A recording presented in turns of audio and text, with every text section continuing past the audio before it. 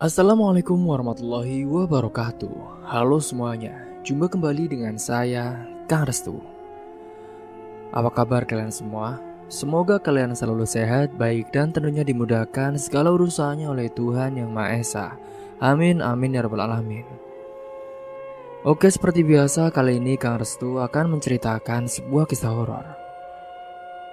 Dan sebelum masuk ke ceritanya, bagi kalian yang belum subscribe, jangan lupa klik tombol subscribe-nya. Klik juga lonceng notifikasinya serta like video ini, agar kalian tidak ketinggalan cerita-cerita menarik dari channel Restu Horor. Oke, terima kasih. Dan langsung saja tanpa berlama-lama lagi, bagaimana kisahnya? Ini dia ceritanya.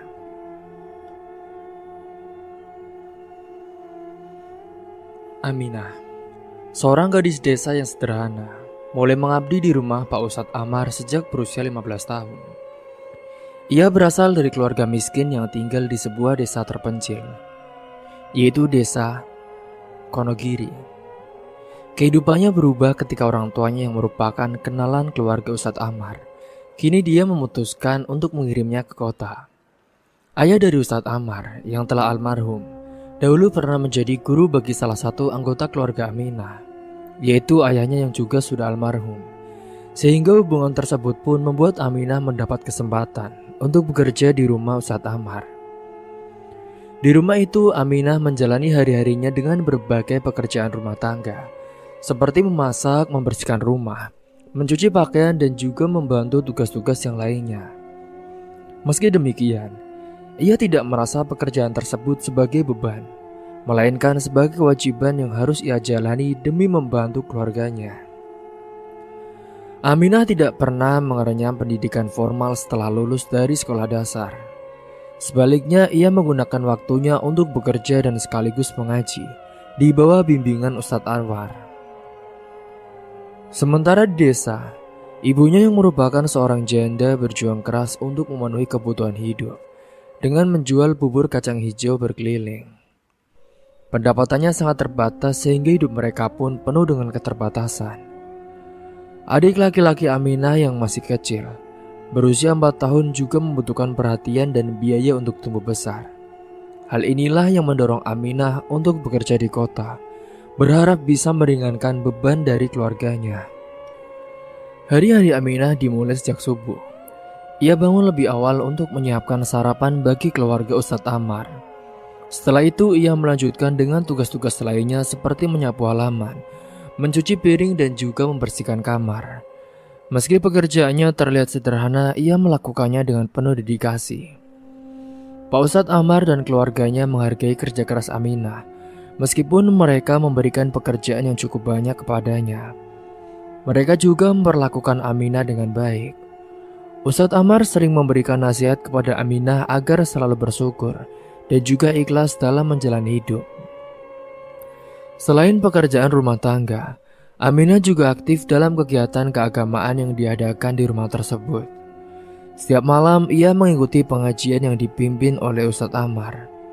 Dalam pengajian itu, Aminah belajar banyak tentang agama, dari membaca Al-Quran hingga memahami makna kehidupan yang lebih dalam. Bagi Aminah, pengajian tersebut adalah sumber kekuatan dan juga ketenangan batin. Ia merasa bahwa hidupnya menjadi lebih bermakna, meski jauh dari keluarga. Di sela-sela kesibukannya, Aminah sering merindukan ibunya dan juga adiknya di desa. Ia selalu berusaha menyisihkan sebagian kecil dari gaji yang diterimanya untuk dikirimkan kepada mereka. Meski jumlahnya tidak seberapa, ia berharap uang itu dapat membantu ibunya untuk membeli kebutuhan sehari-hari dan juga memberikan sedikit kebahagiaan bagi adiknya. Dalam surat yang sering ia tulis untuk keluarganya, Aminah selalu menyampaikan rasa sayangnya dan meminta agar mereka tetap menjaga kesehatan di rumah.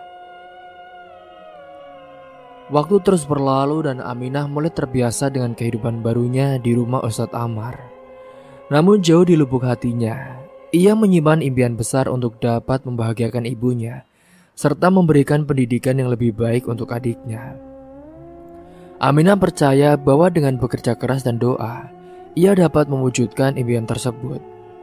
Setiap malam ia memanjatkan doa kepada Allah, memohon agar diberi kekuatan dan juga petunjuk dalam menjalani kehidupannya. Pak Ustadz Ammar dan juga keluarganya menyadari potensi besar dalam diri Aminah. Mereka melihat bahwa Aminah adalah seorang gadis yang rajin, cerdas dan juga penuh rasa tanggung jawab. Oleh karena itulah, mereka sering memberikan dukungan dan dorongan kepada Aminah untuk terus belajar, baik dalam bidang agama maupun keterampilan yang lainnya. Ustadz Ammar bahkan pernah berencana untuk mengikutsertakan Aminah dalam kursus memasak, agar ia memiliki bekal tambahan untuk masa depannya. Di tengah perjalanan hidupnya, Aminah juga menghadapi berbagai tantangan. Ada saat-saat di mana ia merasa lelah dan juga putus asa, terutama ketika ia merindukan keluarganya atau merasa kesepian di kota. Namun ia selalu berusaha untuk bangkit dan mengingat tujuan hidupnya. Ia percaya bahwa semua pengorbanan yang ia lakukan saat ini adalah untuk masa depan yang lebih baik. Aminah juga menjadi inspirasi bagi banyak orang di sekitarnya. Tetangga dan kenalan keluarga Ustadz Ammar sering memuji kerja keras dan juga keuletan dari Aminah. Mereka melihatnya sebagai contoh nyata dari seorang yang tidak menyerah pada keadaan dan terus berusaha untuk mengubah nasibnya. Aminah sendiri tidak pernah merasa dirinya istimewa. Ia hanya merasa bahwa ia melakukan apa yang seharusnya dilakukan demi membantu keluarganya. Hingga suatu hari saat Aminah mendapat kabar dari ibunya bahwa adiknya mulai belajar membaca di desa. Mendengar kabar tersebut, hati Aminah pun dipenuhi dengan kebahagiaan. Ia merasa bahwa usahanya selama ini tidak sia-sia. Ia pun kini semakin bersemangat untuk bekerja dan terus mendukung keluarganya. Baginya, kebahagiaan keluarganya adalah nomor satu, di atas segala-galanya. Meski usianya yang masih muda, Aminah telah menunjukkan kedewasaan yang sangat luar biasa. Ia adalah gambaran seorang anak yang berbakti, pekerja keras dan juga memiliki tekad yang kuat untuk mengubah hidup keluarganya. Malam itu setelah menyelesaikan pekerjaan rumah, Aminah duduk di ruang keluarga kecil bersama Ustadz Ammar. Beliau baru saja selesai memberikan pengajian mingguan di rumahnya. Pak Ustadz saat itu memandang Aminah dengan lembut dan juga berkata, "Aminah, kamu sudah hampir 3 tahun di sini. Ustadz lihat, kamu bukan hanya bekerja keras, tetapi juga sangat taat dalam beribadah dan belajar. Bagaimana kabar ibumu di desa?" Aminah tersenyum tipis. "Alhamdulillah Ustadz, ibu sehat. Beliau juga selalu mendoakan saya dari jauh. Adik saya, si Arif juga sekarang sudah mulai belajar membaca Ustadz. Itu semua berkat bantuan Ustadz yang memberi saya tempat di sini." "Iya, doa ibu itu adalah senjata yang paling kuat Aminah. Kamu jangan pernah lupakan pengorbanan beliau. Kalau ada apa-apa, langsung sampaikan pada Ustadz ya." Percakapan itu pun menggugah hati Aminah. Malam itu, ia menulis surat kepada ibunya sambil mengingat betapa berat perjuangan ibunya seorang diri di desa. Keesokan harinya, rumah Pak Ustadz pun menjadi lebih sibuk dari biasanya. Kini istri Ustadz Ammar, Bu Sarah, sedang mempersiapkan acara pernikahan salah satu kerabat mereka. Aminah ditugaskan untuk membantu menyiapkan berbagai hal, termasuk memasak dan juga menata dekorasi sederhana di halaman belakang rumah. Dalam kesibukannya, Aminah berkenalan dengan Fajar, seorang pemuda berusia sekitar 20 tahun, yang ternyata dia adalah keponakan dari Pak Ustadz. "Assalamualaikum," ucap Fajar menyapa Aminah saat dia sedang membawa keranjang bunga. "Waalaikumsalam," jawab Aminah dengan sedikit gugup. "Kamu Aminah ya? Bibi Sarah sering cerita tentang kamu. Katanya kamu rajin banget, sampai semua pekerjaan di sini terasa lebih ringan karena ada kamu," ucap Fajar sambil tersenyum ramah.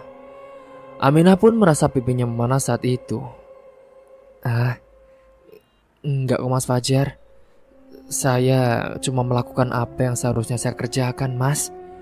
Di sini kan saya juga sekalian bekerja. Ini semua juga untuk membantu keluarga Pak Ustadz. Percakapan itu menjadi awal dari interaksi mereka.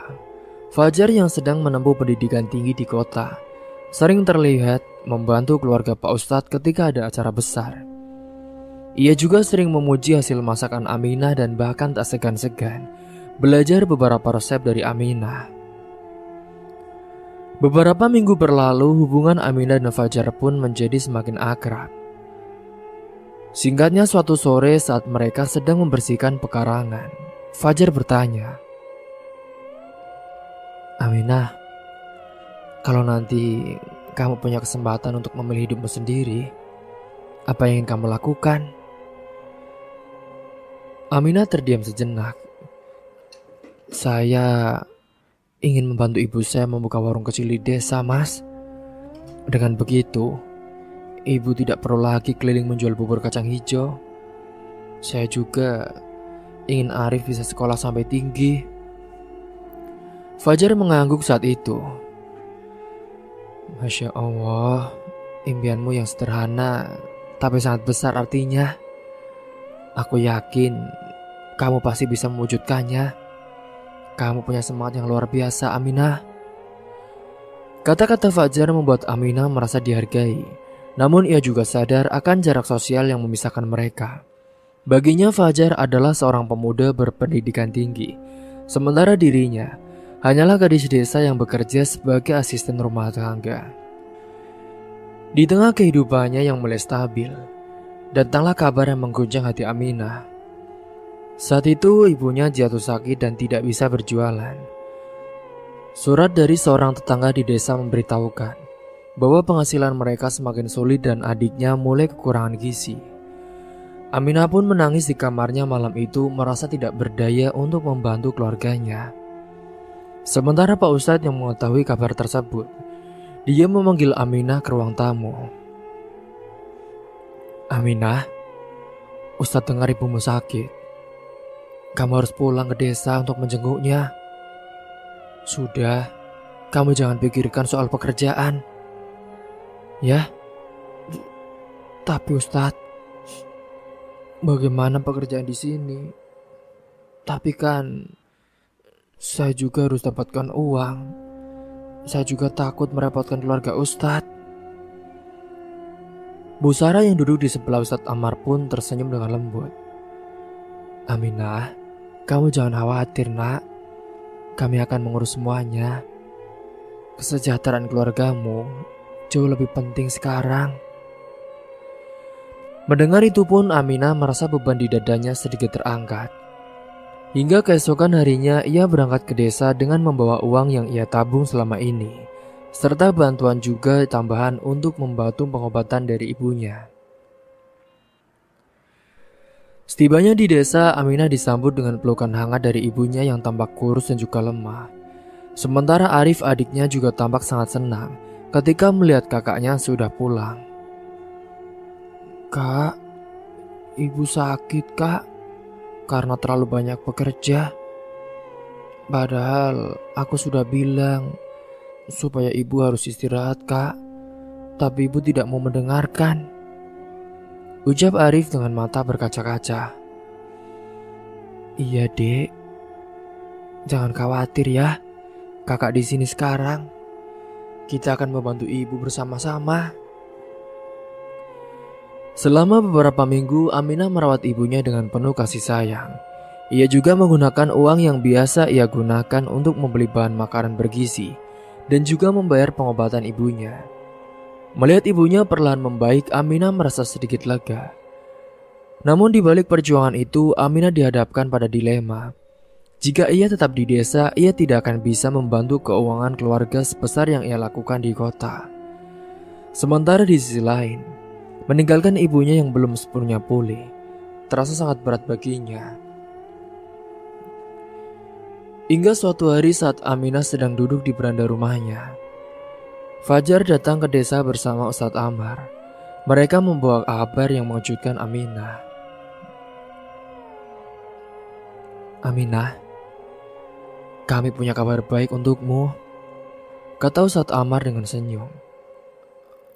Apa itu Ustadz? Tanya Aminah. Fajar pun mengambil alih pembicaraan saat itu. Aku dan Ustadz sudah membicarakan ini Aminah. Kami ingin membantu membuka usaha kecil di desa, seperti yang pernah kamu impikan. Aku akan membimbingmu dalam hal manajemen, dan nanti Ustadz akan membantu dari segi pendanaan awal. Mata Aminah pun membesar dan juga kaget. Masya Allah, Mas Fajar, Ustadz, apa ini benar? Saya tidak tahu bagaimana membalas kebaikan kalian. Sudahlah, tidak perlu memikirkan balasan Aminah. Kami hanya ingin melihat kamu dan keluargamu hidup lebih baik. Kamu pantas mendapatkannya. Beberapa bulan kemudian dengan bantuan dari Ustadz Ammar dan juga Fajar, kini Aminah pun berhasil membuka sebuah warung kecil di desanya. Warung itu menjadi sumber penghasilan tetap bagi keluarganya. Sementara kini ibu Aminah pun bisa beristirahat dan hanya membantu sekali. Sementara Aminah dan Arif mengelola warung tersebut. Meski kehidupan mereka masih sederhana, Aminah merasa bersyukur. Ia sadar bahwa semua ini tidak lepas dari doa, kerja keras dan juga bantuan orang-orang baik yang ada di sekitarnya. Dalam perjalanan itu hubungan Aminah dan Fajar juga semakin dekat. Fajar pun juga sekali-kali jika dia berlibur, sering mengunjungi desa untuk melihat perkembangan usaha Aminah. Hidup Aminah pun kini penuh dengan harapan. Ia yakin bahwa selama ada tekad, doa dan dukungan, setiap mimpi bisa menjadi kenyataan meskipun berjalan sedikit demi sedikit. Hari-hari Aminah kini dihabiskan dengan mengelola warung kecil yang ia bangun bersama keluarganya, berkat bantuan dari Ustadz Ammar dan juga Fajar. Warung itu kini menjadi tempat favorit bagi warga desa untuk berkumpul dan juga menikmati bubur kacang hijau serta aneka makanan ringan lainnya. Kehidupan yang sederhana tapi penuh kebahagiaan membuatnya merasa lebih berarti. Namun di tengah kesibukan itu, Aminah menyadari bahwa ada seorang di desanya yang terus memperhatikannya. Dia adalah Arifin, marbot masjid di kampungnya. Arifin adalah pemuda yang dulunya terkenal sebagai preman desa. Beberapa tahun terakhir sebelum Aminah berangkat ke kota, ia ini berubah menjadi orang yang tamak lebih taat, sering terlihat di masjid dan bahkan mengabdikan diri sebagai marbot. Namun Aminah tahu betul masa lalu Arifin, dan ia juga merasa perubahan itu hanya sandiwara darinya. Aminah, kamu cantik sekali hari ini, kata Arifin suatu sore saat Aminah sedang menata barang dagangan di warungnya. Aminah pun mengangkat kepalanya dengan ekspresi datar. Ada apa sih, Vin? Emangnya ada yang bisa saya bantu? Enggak, aku cuma mau bilang, aku ini selalu kagum sama kamu. Kamu pekerja keras, rajin, dan juga pintar mengaji. Aku rasa kita cocok, nah. Aminah menghela nafas. Terima kasih atas pujiannya, Vin. Tapi kalau tidak ada yang penting, lebih baik kamu pergi deh. Saya harus kembali bekerja. Tunggu sebentar, Aminah. Kenapa kamu selalu menghindar dari aku sih? Emangnya apa aku pernah melakukan sesuatu yang salah kepadamu? Aminah menatapnya dengan tenang, meski dalam hatinya ada juga rasa jengkel. Arifin, saya menghormati semua orang di desa ini ya, termasuk kamu. Tapi kalau kamu bertanya soal perasaan, mohon maaf, saya tidak punya perasaan apapun untuk kamu. Arifin pun tampak tersendak mendengar jawaban Aminah. Kenapa, Aminah? Memangnya apa karena masa laluku? Bukan hanya karena masa lalumu ya, tapi juga sikapmu. Saya rasa kamu ini hanya berpura-pura menjadi orang yang taat. Dan itu bukan sesuatu yang bisa saya terima. Saya harap kamu mengerti. Percakapan itu pun menjadi pembicaraan hangat di desa. Arifin yang merasa harga dirinya tersinggung. mulai membicarakan Aminah dengan nada yang kurang baik kepada beberapa warga. Si Aminah tuh sombong ya. Dia pikir dia siapa menolak aku. Aku ini padahal berusaha berubah loh. Aku jadi marbot. Tapi kenapa dia tetap melihat aku sebagai orang yang buruk? Sia-sia aku jadi marbot. Hingga berita tentang Arifin yang menyebarkan cerita tidak benar akhirnya pun sampai ke telinga Aminah. Meski ia merasa kesal, Aminah memilih untuk tidak menanggapi dan fokus pada pekerjaannya. Baginya berdebat hanya akan membuang energi dan juga waktu. Namun ibunya yang mendengar kabar itu pun merasa khawatir. Hingga suatu malam ia memanggil Aminah ke dapur setelah Arif adiknya sudah tidur. Aminah, sini nak. Iya bu. Ibu dengar Arifin sering bicara macam-macam yang tentang kamu. Apa benar kamu menolak dia? Iya bu. Aku tidak ingin hidup dengan orang yang pura-pura baik. Aku tahu bu, dia itu cuma bersandiwara. Arifin itu berubah bukan karena keinginannya sendiri atau karena Allah bu, tapi ya karena dia ingin mendapatkan perhatian dari saya. Iya, ibu mendukung keputusanmu nak. Tapi hati-hati dengan orang seperti dia. Kadang-kadang orang yang masih merasa malu bisa bertindak di luar dugaannya. Apalagi kalau dia bisa dendam nak. Iya bu, sudahlah, ibu jangan usah khawatir. Lagian, aku juga pasti kok bu bisa jaga diri. Hingga singkat cerita, pada suatu sore, ketika Aminah sedang menutup warungnya, Fajar datang berkunjung ke desanya. Kedatangannya membuat Aminah terkejut sekaligus senang. Assalamualaikum Aminah, sapa Fajar sambil tersenyum hangat. Waalaikumsalam Mas Fajar. Apa kabar Mas? Sudah hampir 3 bulan tidak bertemu, jawab Aminah sambil mempersilahkan Fajar duduk di bangku depan warungnya. Alhamdulillah aku baik. Ini aku baru saja selesai dengan urusan kampus. Jadi pulang libur aku sempatkan mampir ke sini. Aku dengar warungmu semakin ramai ya. Selamat ya Aminah, kata Fajar dengan tulus. Iya mas, alhamdulillah. Semua ini juga kan berkat bantuan Mas Fajar dan juga Ustadz. Kalau tidak ada kalian, saya tidak tahu harus mulai dari mana. Mungkin sekarang mas saya masih kerja di kota dan jauh dari ibu saya. Percakapan mereka pun berlangsung hangat, namun tak jauh dari sana Arifin yang sedang melintas melihat mereka berbicara. Ia merasa cemburu dan semakin membenci Aminah. Dasar wanita murahan. Jadi itulah alasan dia menolak cintaku. Ternyata ada lelaki itu. Tampangnya saja masih kalah jauh dari gua, ucap Arifin saat itu. Beberapa hari kemudian, Arifin mencoba mendekati Aminah lagi. Kali ini dengan nada yang lebih tegas. Aminah, aku serius dengan kamu. Aku tidak peduli dengan siapa kamu bicara atau apa yang orang lain katakan. Aku ingin menikahi kamu, Aminah, kata Arifin dengan nada memaksa. Aminah menatapnya tajam. Arifin, sudah berapa kali saya bilang, saya tidak punya perasaan untuk kamu ya. Tolong jangan ganggu saya lagi.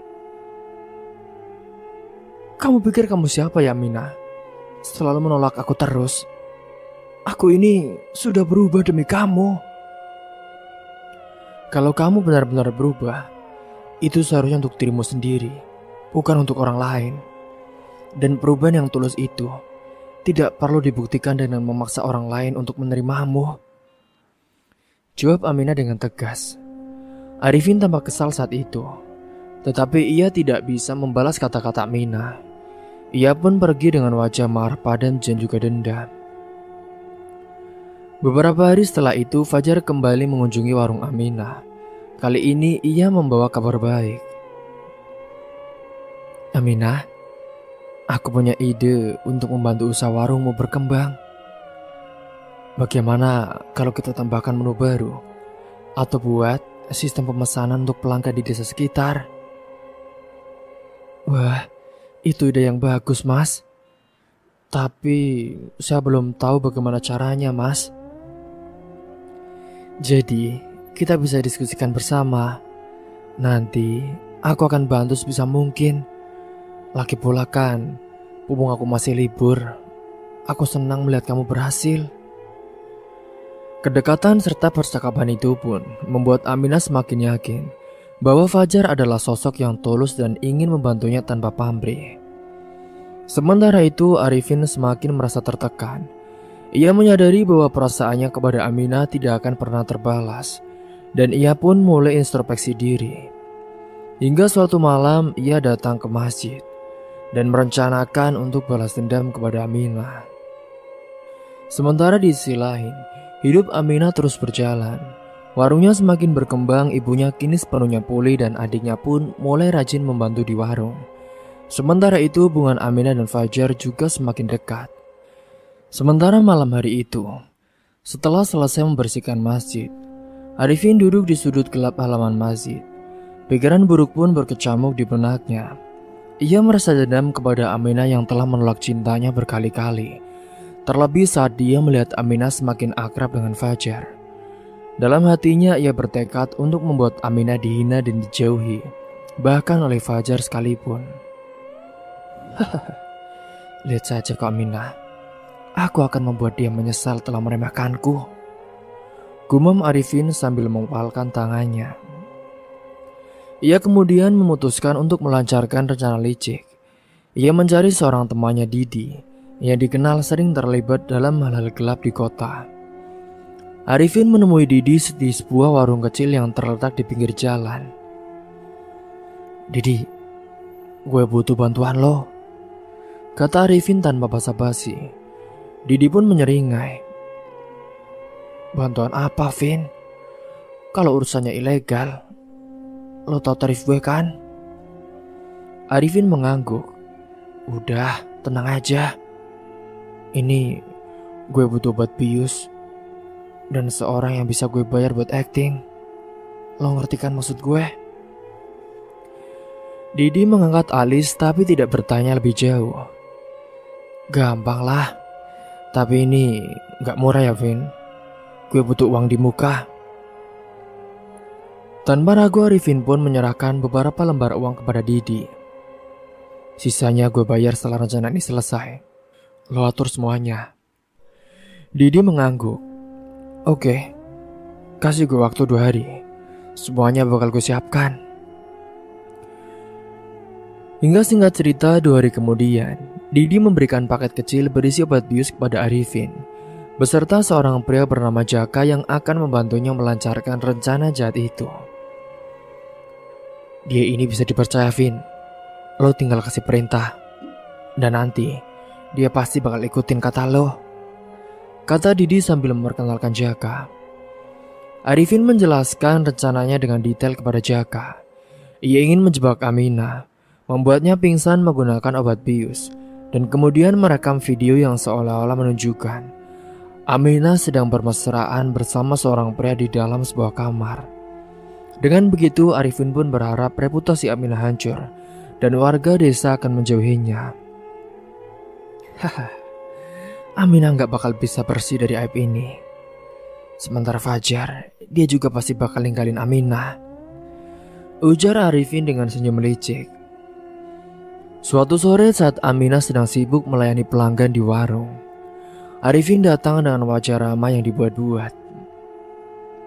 Assalamualaikum Aminah. Aku mau minta tolong, boleh? Waalaikumsalam. Ada apa ya, Vin? Jawab Aminah dengan singkat dan curiga. Gini, aku butuh bantuan buat acara pengajian remaja di masjid. Kita ini kan lagi kekurangan orang buat ngatur konsumsi. Kamu mau bantu nggak? Aminah berpikir sejenak. Ia tahu hubungan dirinya dan Arifin tidak pernah baik, tapi menolak membantu acara masjid akan membuatnya terlihat tidak peduli. Dengan berat hati, ia pun setuju saat itu. Baiklah, tapi saya cuma bisa sebentar ya. Iya, gak apa-apa. Hingga tibalah pada hari yang telah direncanakan. Aminah datang ke masjid untuk membantu mengatur konsumsi. Arifin berpura-pura sibuk dengan tugasnya sebagai marbot. Sementara Jaka, dia mengawasi dari kejauhan. Ketika Aminah sedang sendirian di gudang masjid untuk mengambil perlengkapan, Arifin dan Jaka pun datang mendekatinya. Aminah, kamu gak apa-apa kalau aku tutup pintunya? Soalnya supaya gak ada orang yang masuk sembarangan, kata Arifin dengan senyum yang tampak ramah saat itu. Aminah pun mengangguk tanpa curiga. Namun beberapa saat kemudian, ia merasakan sesuatu yang aneh. Bau yang menyengat memenuhi ruangan dan tubuhnya pun mulai terasa lemas. Sebelum ia bisa menyadari apa yang terjadi, pandangannya menjadi gelap secara tiba-tiba. Ketika Aminah sudah sadar, ia mendapati dirinya terbaring di atas tikar di sebuah ruangan kecil yang tidak dikenalnya. Itu seperti berada di jauh dalam hutan. Kepalanya terasa berat dan pikirannya kacau. Ia berusaha bangun tetapi tubuhnya masih lemas saat itu. Di mana aku? Gumamnya dengan suara lemah. Tidak lama kemudian pintu ruangan pun terbuka dan Arifin masuk dengan wajah penuh kepuasan. Aminah, akhirnya kamu sadar juga, katanya. Aminah menatapnya dengan mata penuh kebingungan dan juga ketakutan. Arifin, apa yang kamu lakukan? Aku di mana? Arifin tersenyum dingin saat itu. Tenang saja Aminah, kamu gak perlu tahu di mana tempatnya. Yang pasti, hidup kamu sekarang gak akan sama lagi setelah ini. Aminah pun mulai menyadari sesuatu yang buruk telah terjadi. Ia mencoba melawan rasa takutnya dan berkata dengan suara gemetar. Arifin, kamu jangan macam-macam ya sama aku. Kamu ini gak akan bisa menghancurkan hidup aku. Kita lihat saja ya, balas Arifin sambil keluar dari ruangan. Malam itu pun, setelah Aminah sudah diselamatkan dan sadar, Arifin yang masih menyimpan dendam memutuskan untuk melanjutkan rencananya dengan cara yang lebih licik. Ia pun menyelinap kembali ke ruangan di mana Aminah berada dan memanfaatkan obat bius yang masih ia miliki. Sekali ini saja Aminah, kamu harus merasakan akibat dari menolakku. Gumam Arifin dengan suara rendah, memastikan tidak ada yang mendengarnya. Setelah memastikan Aminah kembali tidak sadarkan diri, Arifin dan Jaka pun melancarkan rencana kotor mereka. Mereka mengatur posisi Aminah agar terlihat seolah-olah sedang dalam situasi memalukan bersama pria lain yang dibayar oleh Arifin, yaitu Aminah sedang bermesraan layaknya pasangan suami istri. Rekaman itu pun diambil dengan detail yang cukup untuk membuat orang-orang percaya, meskipun semuanya adalah rekayasa. Hingga setelah selesai saat itu, Arifin juga tak lupa untuk menikmati tubuh Aminah yang saat itu, di mana dia adalah wanita idamannya sejak dulu. Hingga Arifin pun setelah selesai membawa Aminah kembali ke rumahnya pada larut malam.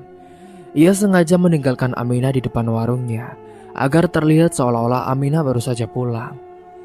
Dengan tubuh yang masih lemas, Aminah pun terbangun beberapa jam kemudian. Dia bingung dengan apa yang terjadi. Dia tidak ingat apa-apa.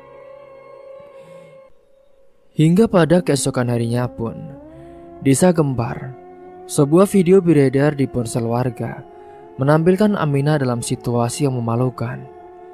Video itu cepat tersebar bahkan hingga ponsel para tetua desa. Warga yang selama ini menghormati Aminah mulai bergunjing dan memperdebatkan apa yang sebenarnya terjadi. Astagfirullahaladzim, aku gak percaya Aminah bisa melakukan itu, ujar seorang ibu. Tapi videonya jelas loh. Lihat saja, itu benar-benar dia. Ya Allah, kok dia berani ya telanjang dada begitu? Balas yang lainnya. Tak butuh waktu lama berita itu pun sampai ke telinga ibunya, Bu Rahma. Ia menonton video itu dengan tangan gemetar. Air mata tak henti-hentinya mengalir di pipinya. Aminah, apa yang kamu lakukan, nak? Ini apa, nak? Kenapa kamu... Astagfirullahaladzim. Gumamnya dengan suara lemah. Bu Rahma pun segera menemui Aminah yang sedang mengurus warung. Wajahnya pucat, matanya bengkak karena menangis. Aminah, apa maksud semua ini, nak? Seru Bu Rahma sambil menunjukkan video itu. Aminah terkejut melihat reaksi ibunya. Ketika ia melihat isi video tersebut, tubuhnya pun bergetar dengan hebat. Dan air mata mulai membasahi wajahnya. Ibu, itu bukan saya, Bu. Saya tidak tahu apa-apa soal ini, kata Aminah dengan suara serak. Tapi ini wajahmu, nak. Ya Allah, kenapa kamu berani buka-bukaan seperti itu, nak? Siapa lelaki itu? Bagaimana ibu bisa percaya kalau kamu sendiri tidak punya penjelasan? Bu Rahma menangis sambil memegangi kepalanya. Sementara Aminah pun bingung dan juga ketakutan.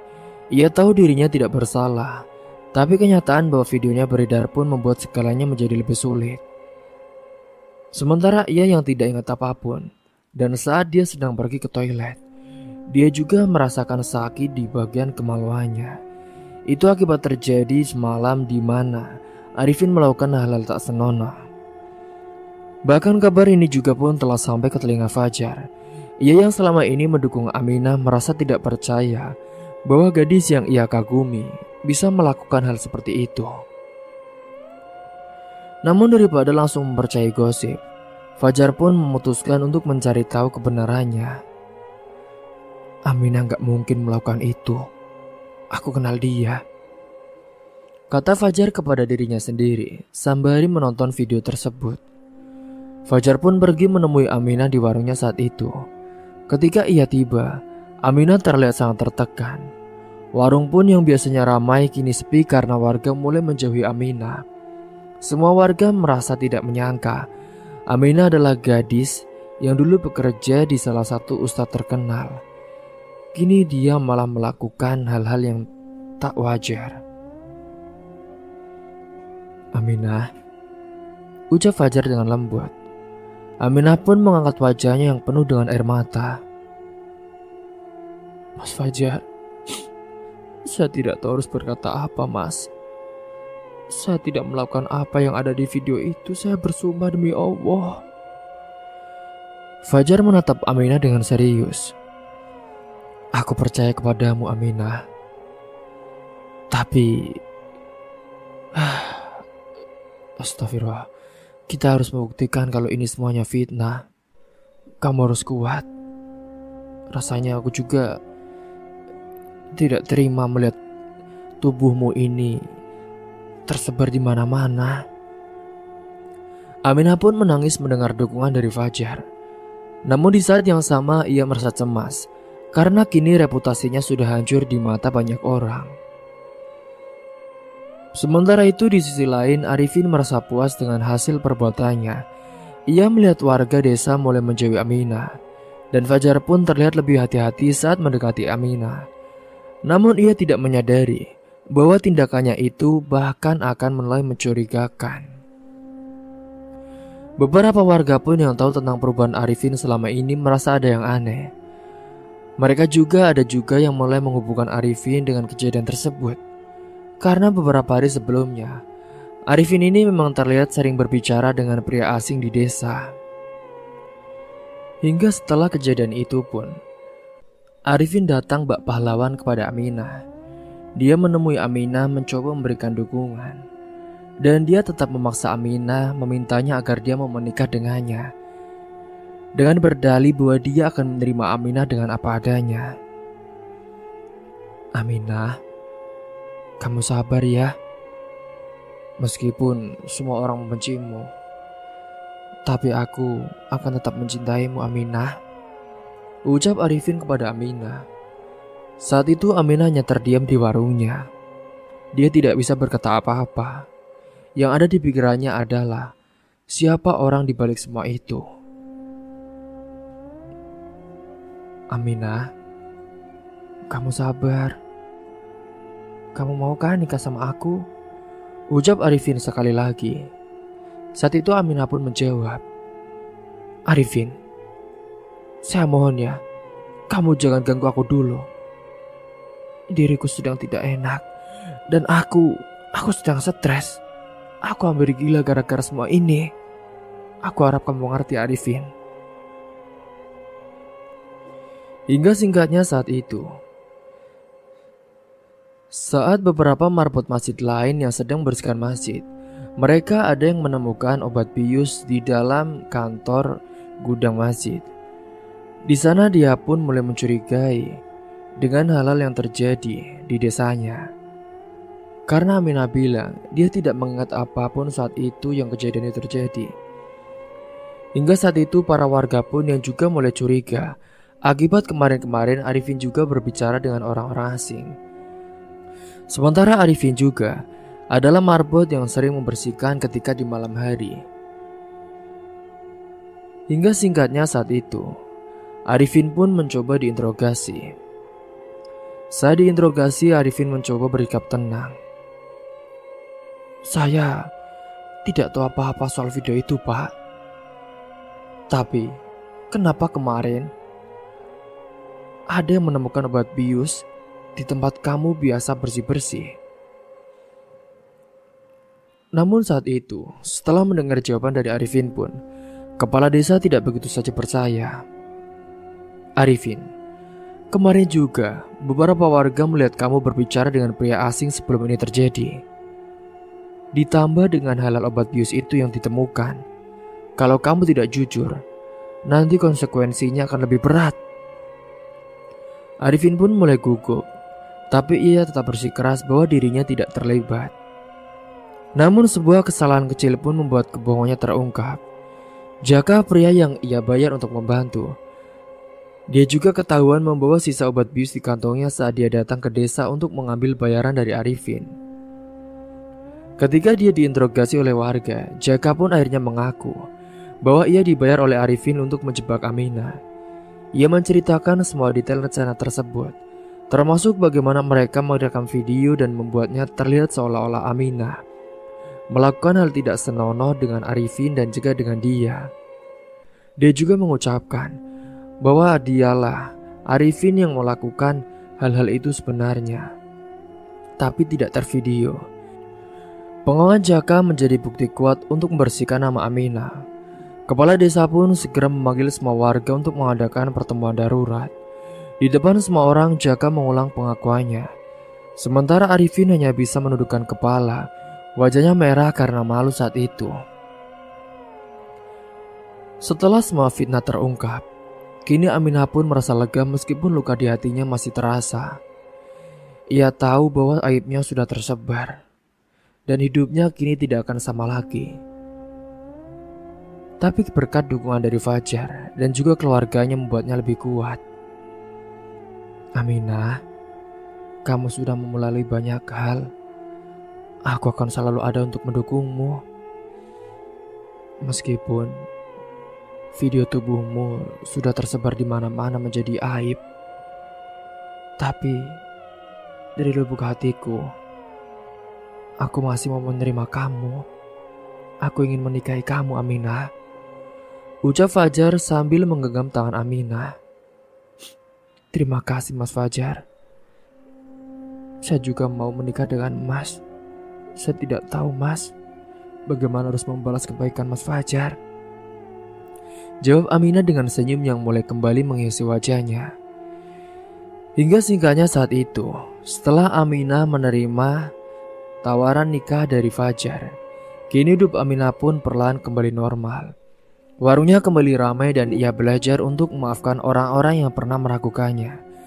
Baginya kejadian itu adalah ujian yang membuatnya lebih kuat dan mendekatkannya pada orang-orang yang benar-benar peduli kepadanya. Sementara Arifin, dan juga gengnya kini dihukum berat di sana. Pagi itu, mentari bersinar hangat di desa kecil tempat Aminah tinggal. Namun meskipun fitnah atas dirinya telah terungkap, Aminah masih merasakan beban yang berat di dadanya. Ia mencoba kembali menjalani kehidupan seperti biasa. Tapi bisik-bisik warga yang sesekali terdengar masih menyayat hatinya. Apakah mereka benar-benar memaafkanku ya? Pikir Aminah dalam hati. Fajar yang kini semakin dekat dengannya pun terus memberikan dukungan. Aminah, kamu gak perlu memikirkan apa yang orang lain katakan. Mereka sudah tahu sebenarnya. Yang penting, kamu tetap kuat. Aminah tersenyum tipis. Terima kasih Mas Fajar. Saya juga mencoba, tapi kadang sulit melupakan apa yang terjadi. Fajar mengangguk, memahami perasaan Aminah. Kalau begitu, mungkin kamu perlu suasana baru. Bagaimana kalau kamu ikut kegiatan sosial di desa sebelah? Aku dengar mereka butuh sukarelawan untuk mengajar anak-anak mengaji. Mengajar anak-anak? Tapi Mas, apa saya mampu? Tentu kamu mampu. Kamu kan punya ilmu agama yang baik, dan anak-anak pasti akan menyukaimu. Jawab Fajar dengan keyakinan. Setelah berpikir sejenak, Aminah akhirnya setuju. Ia merasa ini mungkin cara yang baik untuk mengalihkan pikirannya dari kejadian buruk yang baru saja menimpa dirinya. Beberapa hari kemudian, Aminah pun singkatnya mulai mengajar di desa sebelah. Awalnya ia merasa gugup, tapi senyuman dan juga antusias dari anak-anak membuatnya merasa diterima. Mereka mendengarkan dengan penuh perhatian setiap kali Aminah bercerita tentang kisah-kisah dari Al-Quran atau mengajari mereka membaca ayat-ayat suci. Bu Aminah, ceritakan lagi dong tentang Nabi Yusuf. Pinta seorang anak dengan mata berbinar. Aminah tersenyum saat itu. Baiklah, tapi setelah kalian selesai membaca surat yang tadi ya, kita belajar dulu. Kegiatan ini pun perlahan membuat Aminah merasa damai. Ia menyadari bahwa ada kebahagiaan dalam membantu orang lain, dan kehadirannya mulai memberi dampak positif bagi desa itu. Namun di sisi lain, masalah baru pun mulai muncul di desa asalnya. Meskipun Arifin telah ditahan, beberapa pengikutnya yang setia merasa tidak terima dengan nasib pemimpin mereka. Mereka pun kini mulai menyebarkan kabar kurang bahagia, yaitu bahwa Aminah telah memanfaatkan situasi untuk mendapatkan simpati warga dan juga mendekati Fajar. Lihat saja, dia pura-pura jadi orang baik di desa sebelah. Padahal, dia ini hanya ingin mendapatkan perhatian, ujar salah satu dari mereka di warung kopi. Kabar ini pun kembali sampai ke telinga Aminah. Kali ini ia tidak lagi menangis seperti sebelumnya. Ia justru merasa lebih tegar. Saya tidak akan bisa terus membiarkan omongan orang ini mengendalikan hidup saya. Bu Rahma yang melihat perubahan sikap Aminah pun merasa bangga. Itu benar, Nak. Kamu sudah membuktikan bahwa kamu tidak bersalah. Sementara itu, Fajar diam-diam menyelidiki siapa saja yang masih berusaha menjatuhkan Aminah. Ia menemui Pak Lura untuk membicarakan hal ini. Permisi Pak, saya yakin pasti masih ada orang-orang yang ingin mencemarkan nama baik Aminah Pak. Kita tidak bisa membiarkan hal ini berlanjut, kata Fajar dengan nada serius. Pak Lura pun mengangguk saat itu. Saya setuju Mas Fajar. Kita harus mencari tahu siapa dalangnya lagi dan segera menyelesaikan masalah ini. Saya juga tidak tega melihat masyarakat saya, warga saya ini menderita. Dengan bantuan beberapa warga, Fajar akhirnya menemukan bukti bahwa kelompok kecil pendukung Arifin adalah sumber dari kabar buruk tersebut. Pak Lurah langsung memanggil mereka untuk memberikan peringatan keras. Kalian tahu perbuatan kalian salah, tapi tetap saja melakukannya. Jika ini terus berlanjut, kalian juga akan berurusan dengan hukum seperti Arifin, tegas Pak Lurah. Setelah peringatan itu, kabar buruk tentang Aminah pun mulai mereda. Di desa sebelah, Aminah mulai merasa lebih nyaman dengan perannya sebagai guru mengaji. Meskipun ia memiliki kenangan masa lalu yang buruk akibat fitnah itu yang telah dilakukan oleh Arifin dan juga perbuatan yang telah dilakukannya. Suatu hari seorang wanita tua mendekatinya setelah kelas selesai. "Nak Aminah, ibu ingin mengucapkan terima kasih. Anak-anak kami sangat senang belajar denganmu. Mereka sering bercerita tentang betapa baiknya kamu," kata wanita itu sambil tersenyum. Aminah pun merasa terharu saat itu. "Terima kasih, Bu. Saya hanya ingin berbagi apa yang saya bisa." Wanita itu pun mengangguk. "Kalau ada yang bisa kami lakukan untuk membantumu, jangan ragu untuk memberitahu. Kamu sudah menjadi bagian dari keluarga kami di desa ini." Kata-kata itu memberikan kehangatan di hati Aminah. Ia merasa usahanya tidak sia-sia. Kini hubungannya dengan Fajar pun juga semakin erat. Hingga suatu sore saat mereka berjalan bersama tepat di tepi sawah, Fajar pun saat itu mengutarakan isi hatinya. "Aminah, aku tahu mungkin kamu masih terluka dengan apa yang terjadi. Tapi aku ingin kamu tahu bahwa aku serius dengan perasaanku kepadamu. Aku tidak peduli dengan masa lalu kamu. Aku di sini akan menerimamu apa adanya. Aku akan melindungimu," kata Fajar dengan suara lembut. Aminah menunduk dengan wajahnya memerah. "Mas Fajar, saya sangat menghargai perhatianmu, Mas.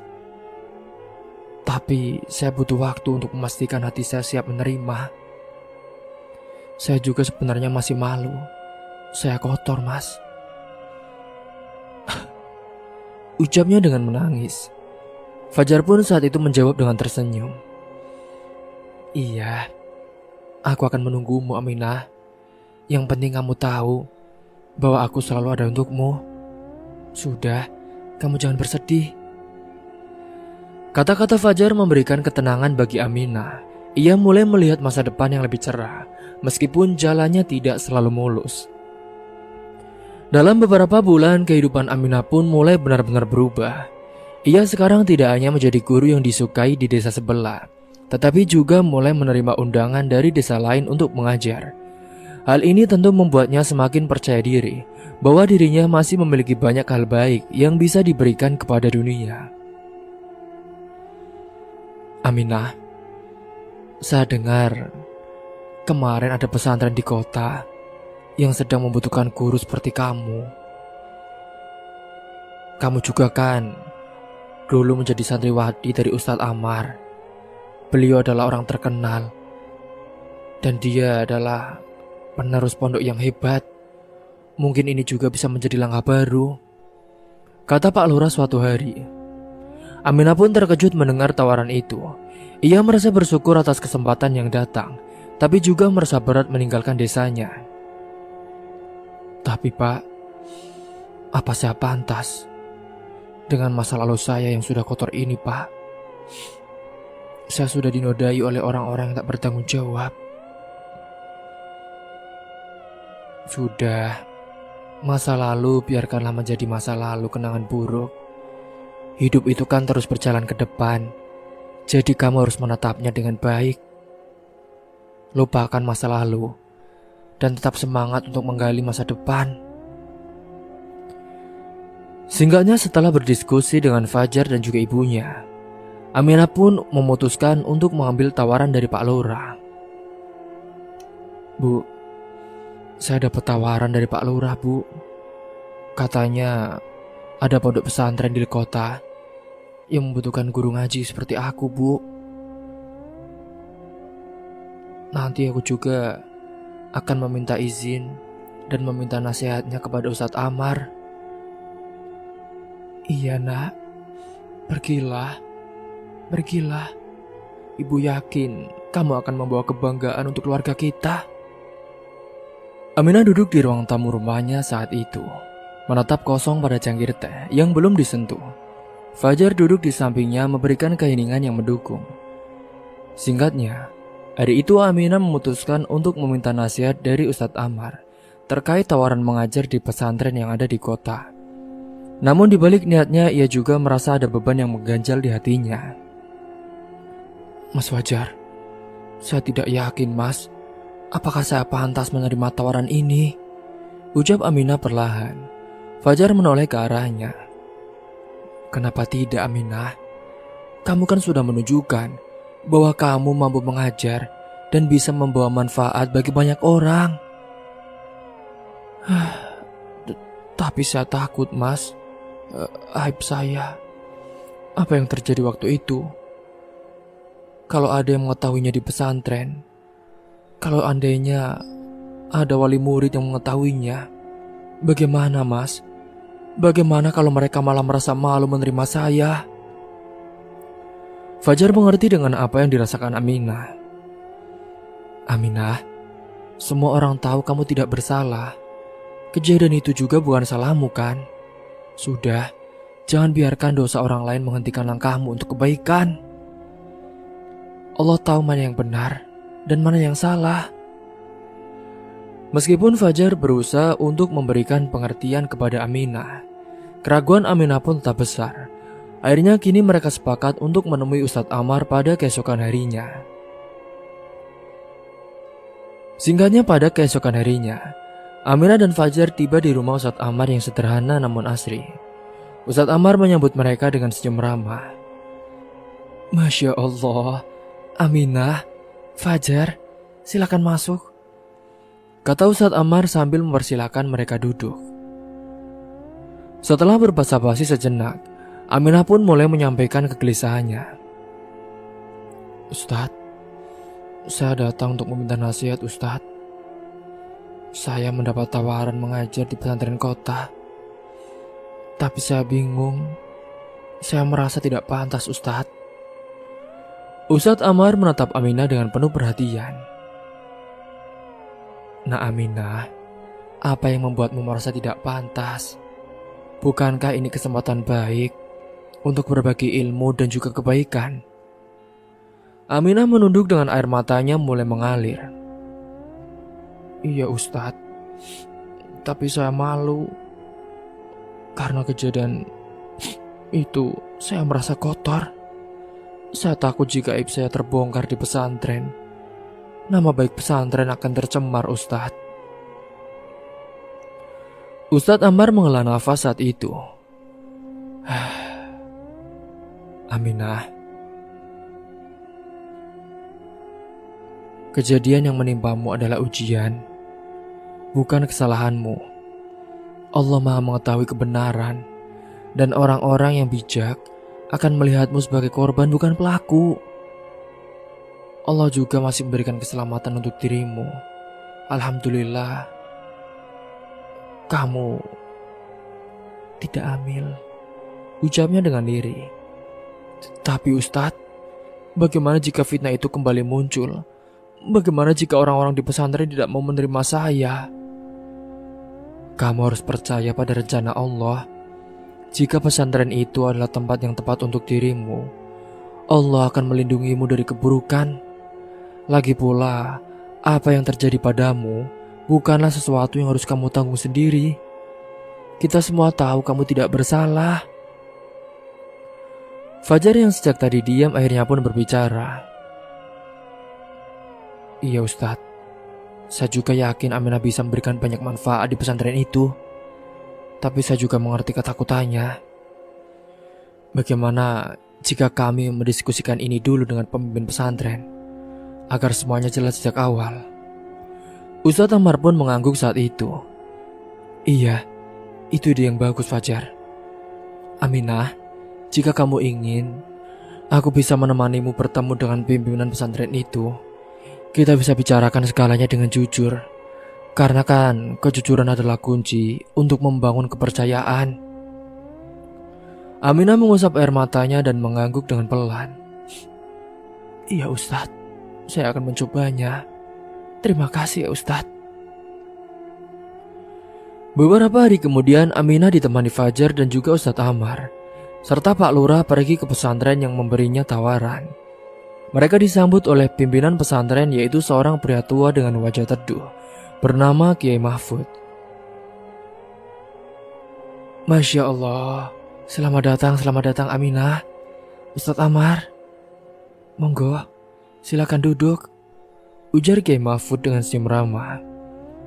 Setelah sedikit berbasa-basi, Ustadz Amar mulai menjelaskan tujuan mereka. Ia pun dengan hati-hati menyampaikan bahwa Aminah ingin menerima tawaran tersebut, namun ada kekhawatiran terkait di masa lalunya. Kiai Mahfud mendengarkan dengan seksama saat itu. Ketika cerita tentang fitnah yang menimpa Aminah disampaikan, ia menghela nafas dengan panjang. Nah Aminah, apa yang terjadi padamu adalah sesuatu yang menyedihkan, tetapi bukan alasan untuk menutupi pintu kebaikan. Pesantren ini berdiri untuk membantu orang-orang yang ingin memperbaiki diri dan juga membawa manfaat bagi orang lain. Tapi Pak Kiai, bagaimana jika ada orang yang mengetahui aib saya dan menyebarkannya di sini? Aminah, pesantren ini adalah tempat perlindungan, bukan tempat penghakiman. Jika ada yang mencoba membawa fitnah ke sini, kami akan melindungimu. Ingatlah, setiap orang punya masa lalu, dan itu tidak menentukan masa depan mereka. Iya Minah, kamu tenang saja. Aku akan selalu ada di samping kamu. Aku akan membelamu apapun yang terjadi, ucap Fajar yang menyambung ucapan dari Pak Kiai. Percakapan itu pun memberikan kelegaan besar bagi Aminah. Dengan dukungan dari Ustadz Amar, Fajar dan juga Kiai Mahmud, Aminah akhirnya menerima tawaran untuk mengajar di pesantren tersebut. Hari pertama Aminah di pesantren pun berjalan penuh haru. Para santri menyambutnya dengan antusias, dan Aminah merasa dirinya benar-benar diterima. Bu Aminah, kami dengar ibu akan mengajar fikih ya bu? Kami sudah tidak sabar belajar dari ibu, kata seorang santri. Iya, ibu juga senang bisa berada di sini. Mari kita belajar bersama ya. Singkat cerita, hari-hari berlalu dan Aminah semakin merasa bahwa ia telah menemukan tempatnya. Kepercayaan dirinya perlahan kembali dan ia mulai melihat masa depannya dengan lebih optimis. Namun ia tahu bahwa perjalanan ini masih panjang. Fitnah yang pernah menimpanya mungkin tidak sepenuhnya terlupakan oleh dunia, tetapi ia telah belajar bahwa selama ia berjalan di jalan yang benar, Allah pasti akan selalu melindunginya. Fajar yang tetap setia mendukungnya pun kini semakin dekat dengannya. Ia tidak pernah memaksa Aminah untuk segera membuat keputusan tentang hubungan mereka, tetapi ia selalu ada ketika Aminah membutuhkan dukungan. Mas Fajar, terima kasih ya mas, karena sudah ada buat saya. Saya tidak tahu bagaimana harus membalas semua kebaikan mas. Kamu tidak perlu membalas apa-apa Aminah. Melihatmu bahagia kan adalah kebahagiaan terbesar untukku. Apalagi kamu calon istriku. Ucapnya dengan bercanda. Mas Fajar bikin malu. Di dalam penjara saat itu, singkatnya, Arifin duduk di sudut selnya menatap tembok kusam dengan pandangan penuh dendam. Hari-harinya terasa panjang dan juga menjemukan. Namun rasa amarah yang mendidih terhadap Aminah menjadi bahan bakar yang terus menyulut pikirannya. Suatu sore seorang pria bernama Hamdan, teman sekamar di selnya, mendekatinya dengan kabar baru. Evin, aku dengar dari keluargaku ya. Katanya si Aminah sekarang jadi guru di pesantren kota. Dia mulai dihormati sama banyak orang loh di sana katanya. Apa kamu serius? Iya, dia sekarang makin dihormati. Bukan cuma di desamu, tapi juga di luar desa. Bahkan beberapa orang yang dulu percaya sama fitnahmu sekarang malah mendukung dia. Nah, perempuan itu, dia yang membuat aku masuk ke neraka ini. Dan sekarang dia malah hidup enak, jadi pahlawan di mata semua orang. Ya, kelihatannya sih begitu. Tapi kalau kamu mau, aku masih punya teman di luar. Siapa tahu mereka bisa bantu kasih pelajaran ke Aminah. Arifin termenung sejenak, lalu senyum licik pun muncul di wajahnya. Aku gak akan biarkan dia hidup tenang. Dia harus tahu bagaimana rasanya kehilangan harga diri. Kalau dia mau main kotor, aku akan bermain lebih kotor. Meskipun aku dulu cinta, tapi sekarang menjadi benci. Tapi bagaimana caramu, Vin? Lo kan masih di dalam penjara. Aku akan menyuruh anak-anak buahku di luar. Mereka tahu cara bekerja diam-diam. Kita akan bikin kursi baru yang lebih kejam, yang bikin Aminah kehilangan segalanya. Atau tidak, kita bisa saja berpura-pura menjadi wali murid dari pesantren itu.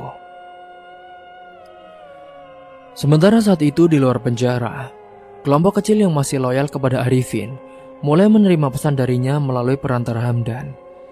Mereka bergerak dengan rencana yang matang untuk menciptakan fitnah baru. Malam itu seorang pria bernama Rudi, salah satu anak buah Arifin, memulai aksinya. Ia mendatangi warung kopi di desa sebelah, tempat para warga sering berkumpul. Kalian dengar gak? Si Aminah yang katanya guru di pesantren itu sebenarnya cuma cari muka.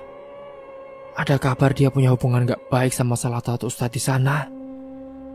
Kata Rudi dengan suara pelan tapi cukup keras untuk didengar oleh orang-orang di sekitarnya.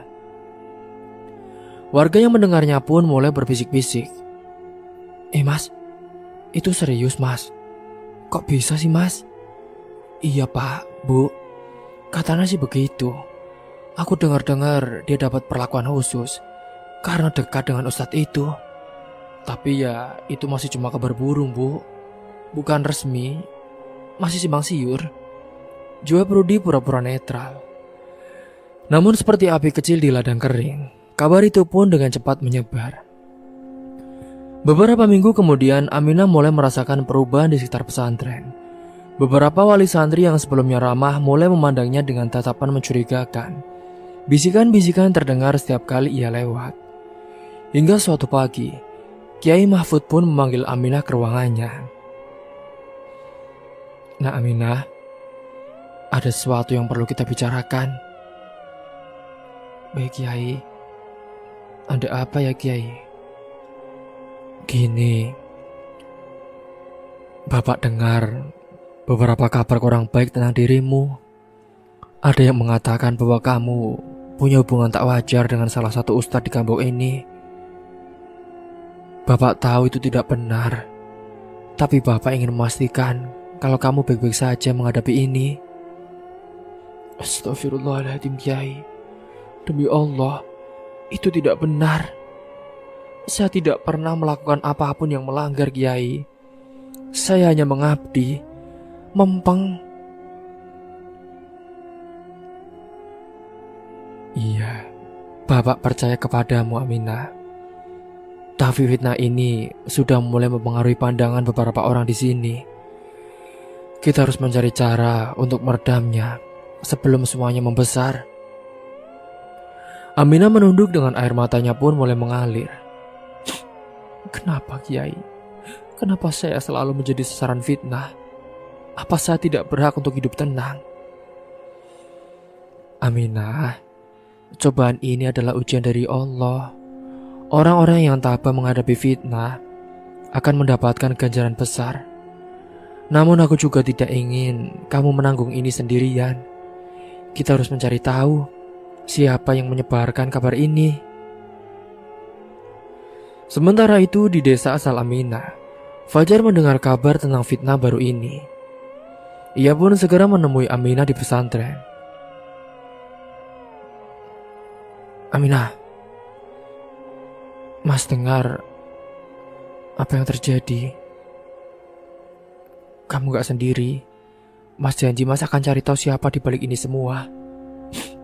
Mas Fajar, aku hanya ingin semua ini berhenti Mas. Kenapa orang-orang begitu tega Mas?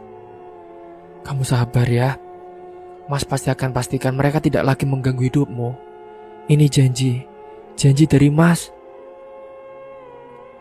Fajar pun saat itu mulai menyelidiki dan menghubungi beberapa kenalan di desa untuk mencari tahu asal mula gosip tersebut. Setelah berbagai fitnah dan cobaan yang menimpa Aminah, Fajar merasa harus bertindak lebih jauh untuk melindunginya.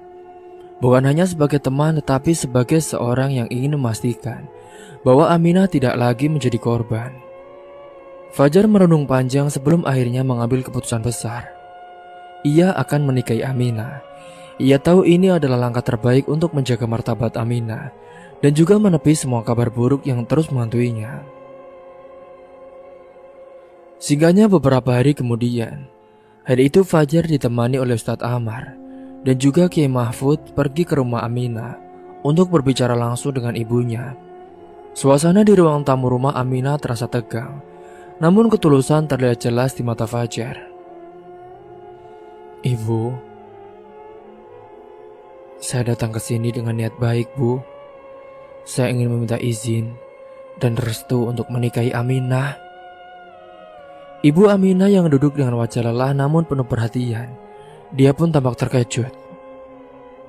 "Mas Fajar, kamu sudah yakin dengan keputusan ini? Kamu tahu kan, kamu juga masih kuliah. Aminah juga kan sudah melalui banyak hal. Fitnah itu, semua itu aku takut akan membebanimu." "Saya yakin, Bu. Justru karena itulah saya ingin menikahi Aminah. Saya ingin melindunginya, menjaga nama baiknya dan memastikan tidak ada lagi orang yang berani merendahkannya, Bu. Aminah tidak panas menanggung semua ini sendirian." "Bu Rama, niat keponakan saya ini sungguh mulia. Saya percaya dengan pernikahan ini, Aminah akan memiliki kekuatan lebih untuk melanjutkan hidupnya. Dan saya yakin Fajar adalah orang yang tepat untuk mendampinginya," ucap Ustadz Amar. Ibu Aminah pun saat itu mulai menangis. Ia menggenggam tangan Fajar dengan erat. "Iya nak Fajar, Ibu memberikan restu. Kalau memang ini yang terbaik untuk kamu dan juga Aminah, Ibu merestuinya." 2 minggu telah berlalu. Kini acara pun lamaran telah sederhana digelar di rumah Aminah. Meskipun fitnah masih berhembus di sebagian kecil masyarakat, dukungan dari Ustadz Amar, Kiai Mahfud, dan juga beberapa tokoh desa membuat suasana menjadi hangat. Aminah yang awalnya ragu akhirnya menerima lamaran Fajar. Ia tahu keputusan ini bukan hanya untuk melindungi dirinya, tetapi juga untuk melangkah maju dan juga membangun hidup baru. "Mas Fajar, terima kasih sudah mau melakukan ini untukku. Aku tidak tahu, Mas. Aku bersyukur beruntung memiliki lelaki sepertimu." Fajar pun tersenyum. "Aminah, aku hanya ingin melihatmu bahagia dan tidak lagi hidup dalam bayang-bayang fitnah. Kita akan menghadapi semuanya bersama-sama." 1 minggu telah berlalu setelah acara lamaran. Kini hari pernikahan pun langsung digelar. Aminah dan Fajar tiba di acara gelar pesantren dengan suasana yang sederhana, namun penuh hikmat. Para santri dan juga warga desa yang mendukung Aminah hadir untuk menyaksikan momen bahagia tersebut. Ustadz Amar memimpin akad nikah dengan suara tenang dan juga penuh doa. Ketika Fajar mengucapkan ijab kabul, suasana haru menyelimuti ruangan. Aminah menunduk dengan air matanya mengalir dengan deras. Hingga setelah sekad selesai, Kiai Mahfud pun memberikan nasihat pernikahan kepada mereka berdua. "Fajar, Aminah, pernikahan ini adalah langkah besar yang kalian ambil dengan niat baik. Ingatlah bahwa rumah tangga yang kokoh dibangun dengan kejujuran, saling percaya, dan juga doa. Jangan biarkan atau ujian fitnah meruntuhkan apa yang telah kalian bangun bersama. Semoga keluarga kalian diberikan keluarga yang sakinah mawaddah warahmah." Aminah dan Fajar pun mengangguk. Mereka berjanji di dalam hati untuk menjaga rumah tangga mereka sebaik mungkin. Kini setelah pernikahan, Fajar pun mulai fokus pada rencananya, yaitu untuk mencari dalang di balik fitnah yang menimpa Aminah. Ia tahu bahwa Arifin meski di penjara, dia juga pasti masih memiliki pengaruh di luar sana. Fajar pun menghubungi beberapa kenalannya untuk menyelidiki jejak anak buah Arifin. Dengan bantuan seorang teman yang bekerja di pihak berwajib, ia pun berhasil menemukan bahwa Rudy, salah satu kaki tangan Arifin, ternyata masih aktif menyebarkan gosip buruk tentang Aminah. Malam itu pun Fajar menemui Rudy di sebuah warung kopi. Ia tidak datang sendirian. "Rudy, aku tahu apa yang kau lakukan." Ini ada apa ya? Ini ada apa? Saya nggak tahu apa yang kalian bicarakan." "Jangan berpura-pura bodoh ya. Aku tahu kamu masih menyebarkan fitnah tentang istriku.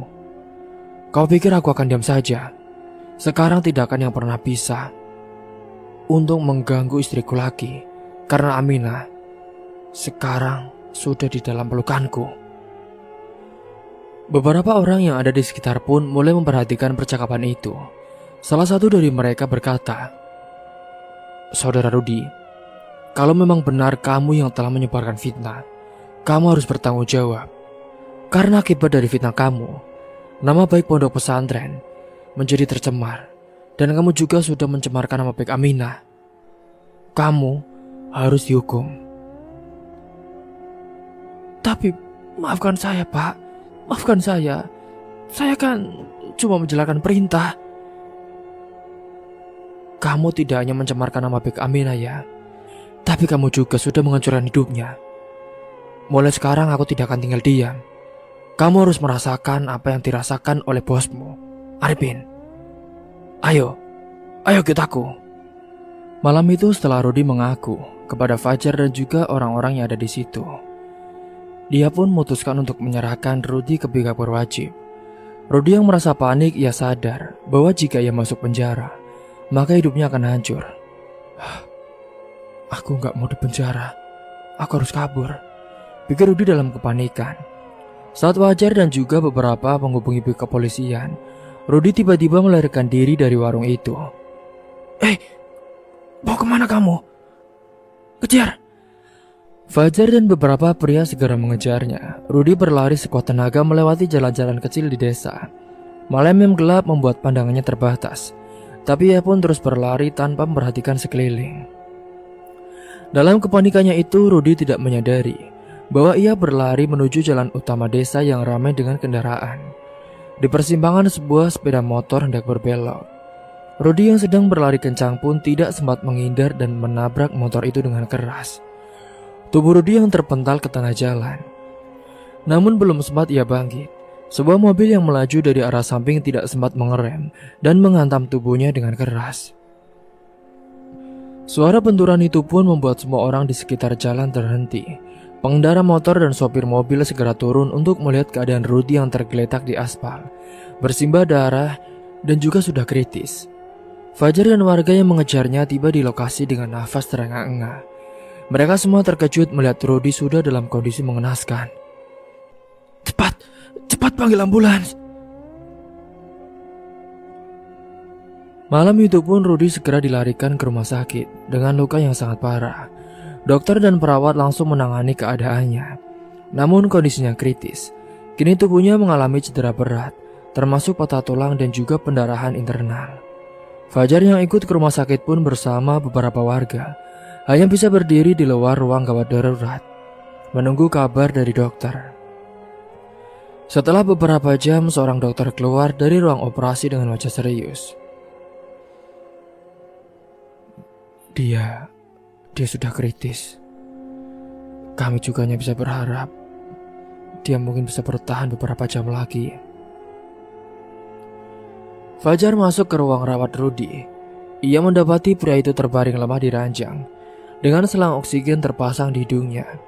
Wajah Rudy penuh memar dan juga nafasnya terdengar berat. Rudy membuka matanya perlahan, menatap Fajar yang berdiri di samping tempat tidurnya. "Mas Fajar, kenapa kamu kabur, Rudy? Kalau kamu tetap di sini dan bertanggung jawab, kamu tidak akan seperti ini."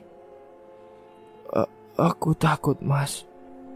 Tapi sekarang aku sadar, aku gak bisa lari dari semuanya. Rudy, istirahatlah dengan tenang. Kau butuh ketenangan.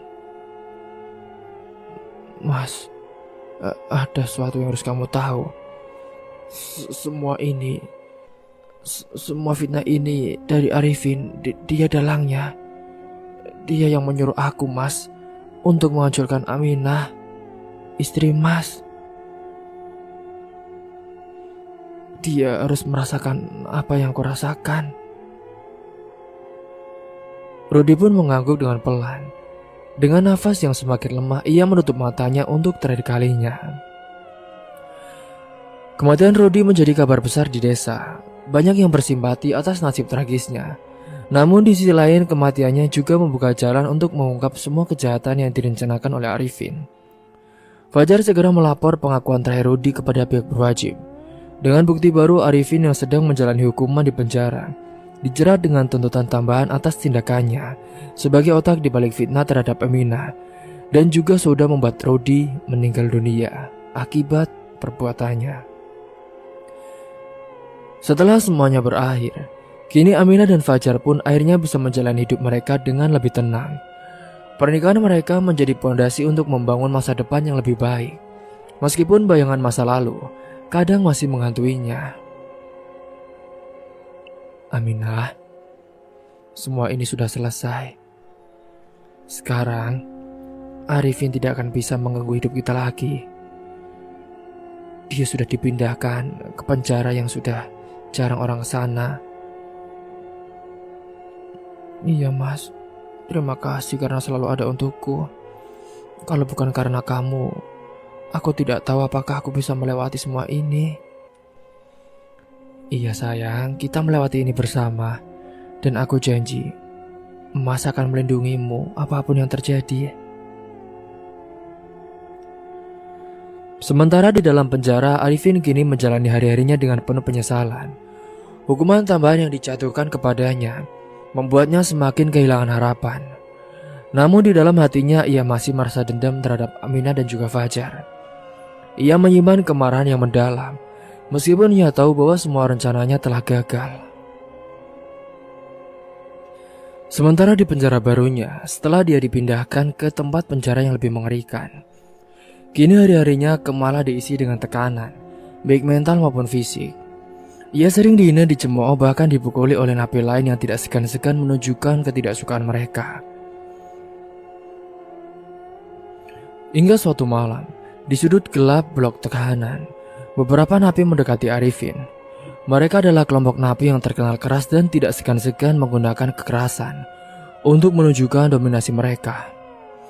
"Hei, kau ini ya, si pencabul yang suka bikin hidup orang susah." Salah satu napi berbadan besar memulai dengan nada mengejek. "Aku gak mau masalah, tolong jangan ganggu aku." "Masalah? Kamu yang bawa masalah ke hidup orang lain. Sekarang kamu merasakannya sendiri." Tanpa banyak bicara lagi, mereka pun mulai mengajar Arifin. Pukulan dan tendangan bertubi-tubi menghujani tubuhnya. Arifin pun hanya bisa meringkuk menahan rasa sakit yang luar biasa. Tidak ada seorang pun yang datang membantunya. Bahkan sipir penjara pun berpura-pura tidak melihatnya. Setelah puas melampiaskan amarah, para napi itu meninggalkannya dalam kondisi mengenaskan. Arifin hanya bisa terbaring di lantai dengan tubuh penuh luka. Nafasnya berat dan darah mengalir dari sudut bibirnya. Pada keesokan harinya, sipir menemukan Arifin dalam kondisi sekarat di selnya. Ia pun segera dibawa ke rumah sakit untuk mendapatkan perawatan. Para dokter di sana melakukan yang terbaik untuk menstabilkan kondisinya. Tetapi luka-luka dalam yang diteritanya sudah terlalu parah. Saat terbaring di ranjang rumah sakit penjara itu, tubuhnya lemah dan pikirannya dipenuhi oleh penyesalan. Bayangan masa lalunya pun menghantui setiap sudut benaknya. Kini wajah Aminah muncul berulang kali dalam pikirannya. Dan beberapa hari kemudian, kondisi Arifin yang semakin buruk. Ia tahu bahwa hidupnya tidak akan lama lagi. Dalam kesendiriannya itu, Arifin pun meninggal dunia dengan keadaan sekarat akibat kritis di kondisinya. Setelah kematian Arifin, fitnah yang pernah menghantui Aminah perlahan memudar. Kehidupannya berjalan kembali normal. Di pesantren, Aminah melanjutkan tugasnya sebagai pengajar. Sementara Fajar yang selalu mendampingi Aminah, ia tetap menjalani perannya sebagai suami yang penuh perhatian dan juga pelindung.